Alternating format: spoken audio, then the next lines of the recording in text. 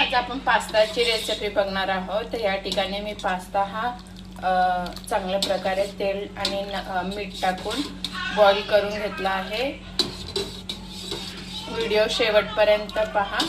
आता आपण हे पाणी काढून घेऊ आणि ह्याला थोडंसं तेलने ग्रीस्ड करून ठेवू, म्हणून जेणेकरून ते चिटकायला नको त्याच्यासाठी।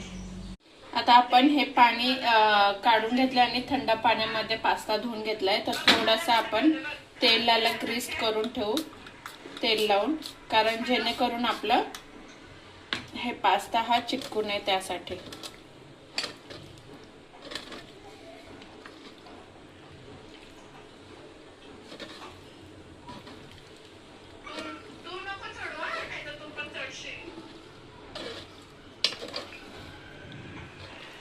मस्त सुटसुटीत असे झालेले आहे पास्ता।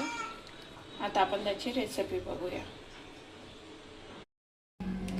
या ठिकाणी कढई अशी तापायला ठेवलेली आहे।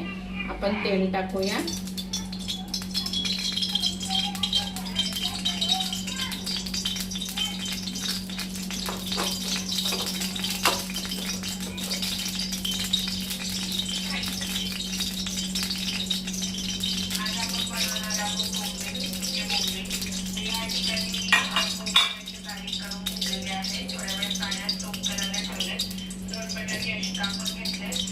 आता या ठिकाणी मी कांदा, टमाटा आणि मिरची घेतलेली आहे। तर हे सगळं आपण मिक्स करून ह्याला चांगलं परतून घेऊया तेलात।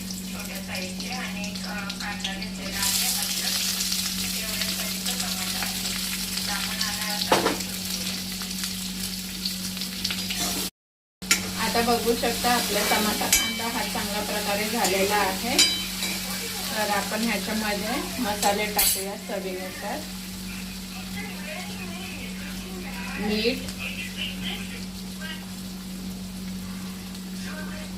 हळद, लाल तिखट मिक्स करून घेऊ।